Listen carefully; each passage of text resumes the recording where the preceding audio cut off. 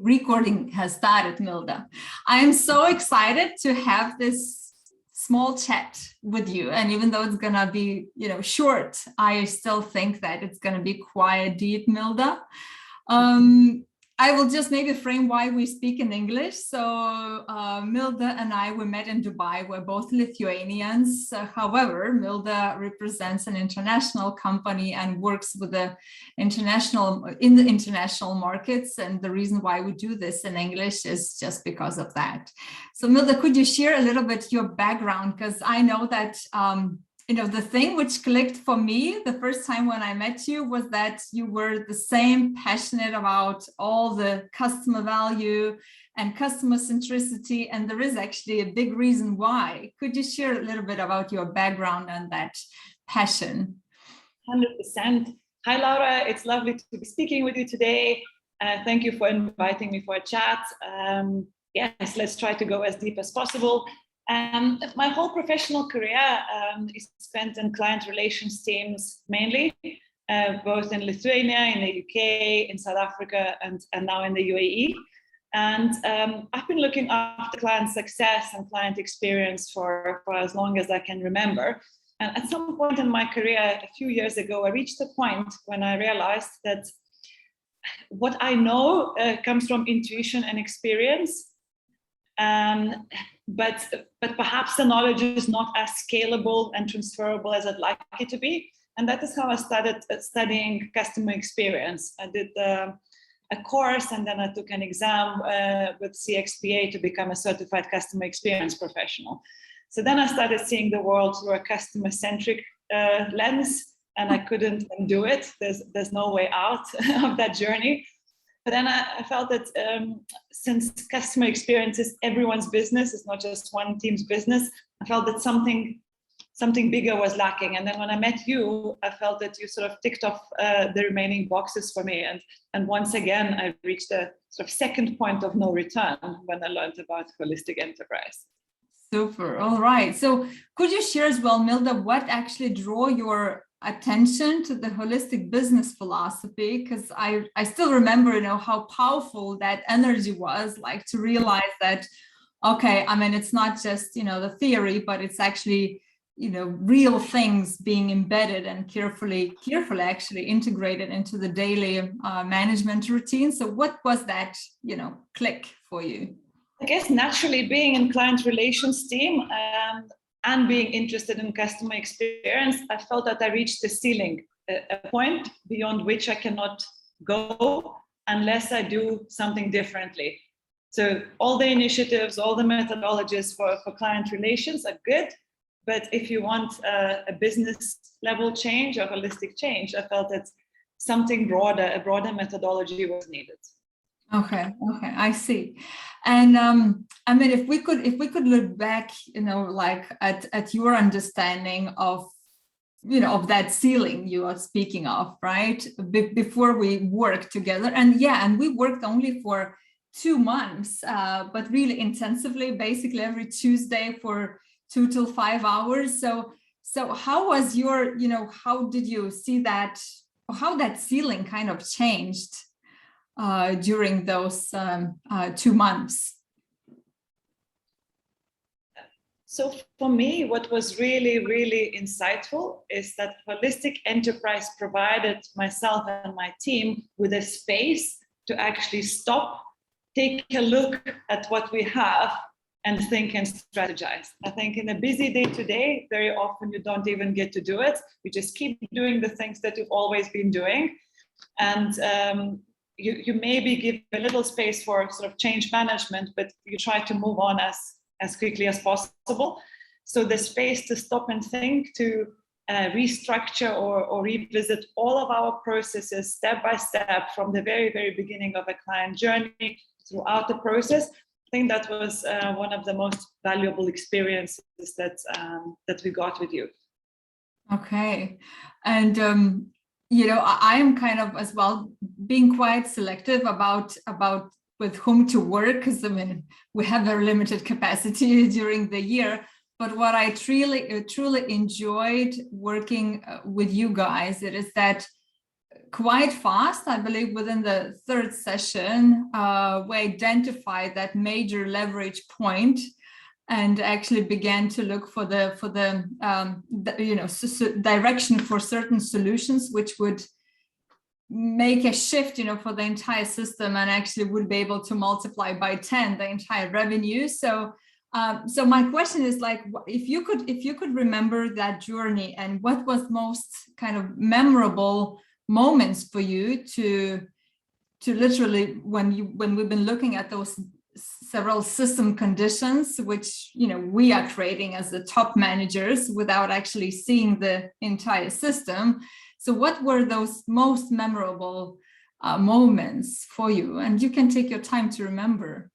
Maybe one of the aha moments was just going to even the pre-sales customer journey and trying to understand what kind of products or services and what kind of packages we should be selling in particular markets in order to be profitable and successful. So that was a big realization. And I think throughout, the biggest learning and something that we want to implement was just understanding how different teams work in silos. The KPIs of individual teams are not always supportive of the bigger organizational strategy, and sometimes the teams are not encouraged or not motivated to support each other internally or to focus on the client. Everyone's just measured in their own ways. I think that was probably the biggest takeaway, but it's still continuing, right? It's something that you can't unlearn too. So you keep seeing these things as you go along. Yeah, you start actually wearing those holistic systems and extending the vision of what's possible, right? Because very much so. Yeah, normally with our titles we have this view just from above, below, but we lack that whole perspective. Super. Normally I always say as above as below. I mean, when we work with the leadership team and the board, because I mean, it's quite counterintuitive to make lots of big decisions when you sit above, but the swing is actually behaving below in one or another way. So so for me it's always what gives energy it is to open the eyes of the leaders to kind of see what system conditions can be changed and where should we be really vulnerable and really brave to admit that, I mean, we had cascaded a wrong decision, which is limiting our revenue, which is, conflicting or creating conflicts within departments and within, people and etc. So it's really interesting to hear you say that too. So all right. I think furthermore, on top of this, what's interesting is overall how many companies make the decisions about the direction. And a lot of the times we think we know best and we make the decisions that we feel are best for our clients without actually understanding and knowing what would move the needle for the clients. I had a situation this morning where one of my team members was saying, I'm sending these great value emails to the clients, but for some reason they're not responding. Okay. And then I went back and challenged him and I said, look, you think these are valuable emails, but do we really know what is important to those clients, what they breathe and think day in and out, and what kind of metrics or what kind of KPIs they would need to see from our end in order to truly think, wow, this is super cool. This is definitely something I can use. Yeah, it's always easier to be in our own, container or jar and think for the customer rather than like really be inside his shoes, right? So, okay. Yeah. And, I want to reveal as well for some of our prospects, what does it look like to work with me? What does it look like, to work with us, and how that practically is being delivered? Could you share a little bit about that? With the greatest pleasure. Working with you has been the most enjoyable 2 months in the past couple of years for me, simply because you come into the project with your full heart, soul, brain, and energy. I feel that once you commit to working with somebody, you give it your all. There's no cutting corners, there's no saving time, there's not counting minutes or hours.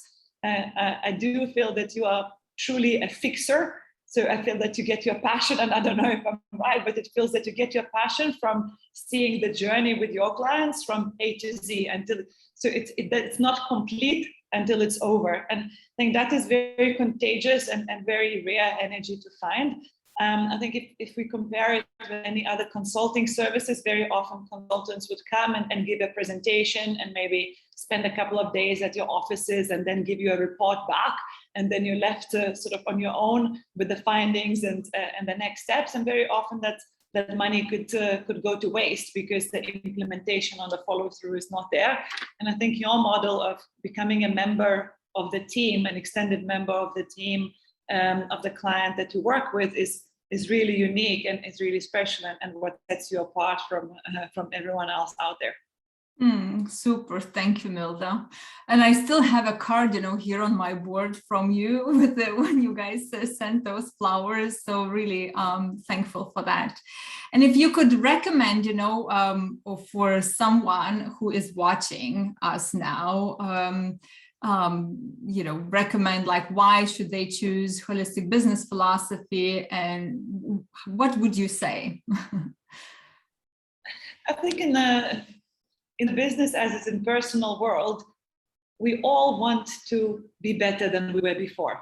So every day, every week, every month, every year, everyone is striving for progress and for growth. I think growth mindset is very popular and very common in today's reality. And I think if you at all feel stuck in the ways that you're doing things, if you feel that maybe you reached the best you can in a certain position, a certain organization, it doesn't hurt. It's always worth learning or finding out what else is out there. So the only thing that I can suggest or recommend is taking some time, taking 30 to 60 minutes with Laura and the team, with you and the team, to learn what holistic enterprise does and the philosophy which you use in your processes. Because as we said earlier in this call, I think it often means the point of no return. I think for me, it was a complete aha. Yes, it makes sense, and I cannot see the world any other way. So until I heard it, I knew that something else could be done, something else was missing. I felt a little bit lost when it comes to the big organizations management. I think it's quite easy to implement change in a 5-people team, 10-people team, because you just sit down and you do it and you sort of divide the responsibilities and it's done. I think it gets complicated. When the organization grows, it gets very, very complicated with layers and layers of responsibilities and services and teams and departments. So holistic discipline or holistic enterprise philosophy for me was the methodology that empowers you to run a good organization successfully and gives you the tools to do so in a way where you feel that on a given day, in a given moment, you know everything that you need to know about your job or about your responsibility or about your team. So I think for me, in this day and age of information, where there's a lot going on, it gives the very, very structured and clear approach to running a team or running an organization. Super. And I have the last question, Milda, because I know you now for nearly a year. Oh, soon it's going to be a year. Hopefully we will celebrate that in Dubai again. And I see you such a, you have really sharp eyes to really pinpoint, the right leverage points, as I say, those few improvement areas in the entire business, which can truly be a magnificent, change for the entire system. And I know that you will be growing as a leader, not only, within yourself, but literally in your career. So if you could from now kind of try to see yourself as a CEO, let's say one day you become the CEO of a certain tech company or another service company. So, how would you want to run your business as that holistic CEO with a holistic C-suite team? What would you do maybe different from what you've seen so far in other businesses and in other experiences? First and foremost, I would probably make sure that there's a very clear business and customer strategy overarching for the entire business. So setting out the expectation for the business when it comes to financial performance, as well as the customer experience we're trying to create, and translating that into the entire organization. Every single team and every single member of each team is very important for me, because when the direction is set, and when all the teams are working towards the same goal, then organization becomes a sort of well-oiled machine. And then for the day-to-day practices and the week-to-week practices, I really like what holistic discipline proposes in terms of setting out the KPIs that need to be measured on a daily, weekly, monthly basis, and making sure that we focus on the things that move the needle and not on just ticking the boxes on numbers that actually do not lead anywhere. So yeah, first and foremost, the strategy. Second of all, the clear processes and KPIs that help us drive that strategy, aligned across the teams, across the board of the entire organization. Yeah, and I just really want to add to this. When you mentioned KPIs, I know that in the traditional world, many of us are still using that term. So I try really to say, okay, information which we need end-to-end, or end-to-end measures, which could, as you say, help us to make profit and do all these beautiful things with the profit for our ecosystem. So Milda, thank you very much for having this interview, and I truly appreciate you spending those minutes with me, and really I'm sure that you guys gonna do fantastic things with already those principles you embedded, and I'm truly looking forward to continue working with you and actually seeing the entire change and being able to guide you through that hands-on. So super grateful.